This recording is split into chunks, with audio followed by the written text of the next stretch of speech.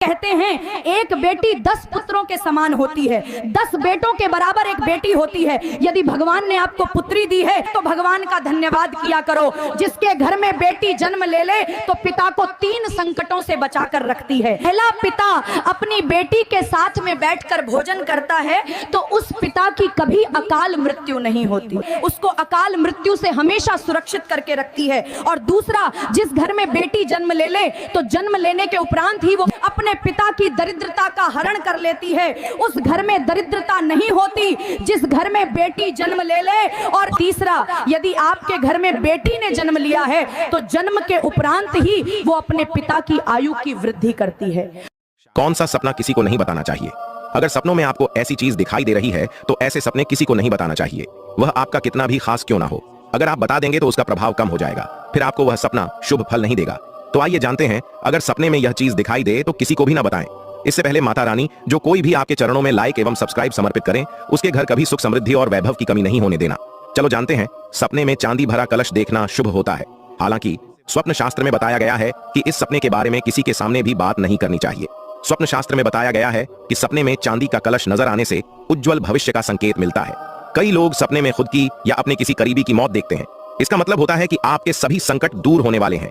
इस वजह से आपको इसके बारे में किसी को नहीं बताना चाहिए। सपने में फूलों का बगीचा देखना शुभ माना जाता है। इस सपने का जिक्र किसी के सामने। माता पिता की 3 गलतियां ऐसी हैं जो बच्चों का भविष्य बर्बाद कर देती हैं। नंबर 1, बच्चों की हर जिद पूरी करना। ये प्यार नहीं, सबसे बड़ी भूल है। जिस बच्चे को हर चीज आसानी से मिल जाती है वो मेहनत की कीमत कभी नहीं समझ पाता। नंबर 2, बच्चों की गलतियों पर कभी ना टोकना करना। छोटी गलती ही बाद में बड़ी बन जाती है। समय पर मिली सीख जीवन बना देती है और समय पर ना मिली सीख जीवन बिगाड़ देती है। नंबर 3, संस्कारों से ज्यादा धन को महत्व देना, यही सबसे बड़ी भूल है। जिस बच्चे को अच्छे संस्कार नहीं मिलते उसे धन भी सही रास्ते पर नहीं रख पाता।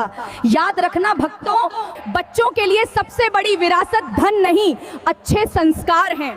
अगर आप भी मानते हैं कि संस्कार ही सबसे बड़ी दौलत है तो चैनल को सब्सक्राइब करें, वीडियो को लाइक करें, कमेंट में लिखो राधे राधे।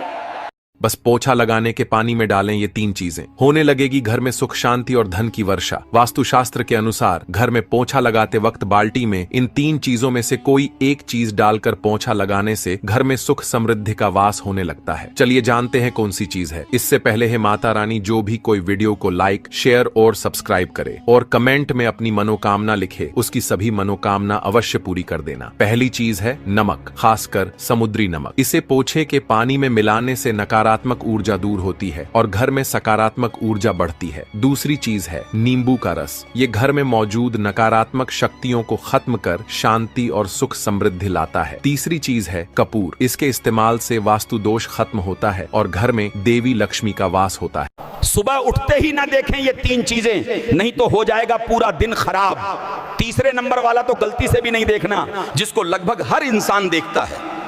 चलिए जानते हैं। उससे पहले आपको साइड में लाइक का बटन दिखाई दे रहा होगा, इसको दबा दो और सब्सक्राइब पे अपना प्यारा सा हाथ लगा दो।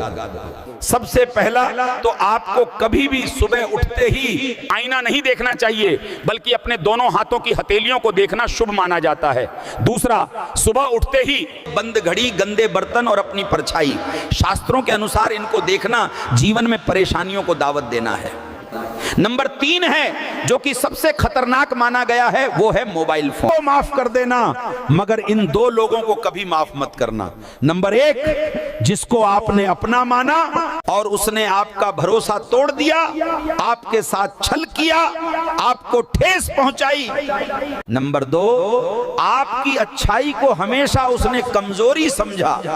जख्म दुश्मन नहीं देते, अक्सर अपने ही दे जाते हैं। आप कोई उपाय बताएं जिससे बार बार होने वाली टोटका, बार बार आने वाली दिक्कतों से बचा जा सके। सुनो, बहुत पावरफुल उपाय है। शनिवार या मंगलवार के दिन 5 प्राचीन हनुमान मंदिरों पर जाकर वहां के पुजारी जी से विनम्र निवेदन करके 5 मंदिरों से हनुमान जी के चरणों का सिंदूर थोड़ा थोड़ा लेकर के पुजारी जी के द्वारा, जहां आपको लग रहा हो कि नेगेटिविटी, नकारात्मकता या कोई बाधा है, बार बार बंधन पड़ रहा है, वहां पर 5 जगह चरणों का सिंदूर 5 जगह का मिलाकर अपनी इस वाली अंगुली से शनिवार अथवा मंगलवार के ही दिन ओम हम हनुमते नमः लिख दें, जीवन भर बाल बांका नहीं होगा।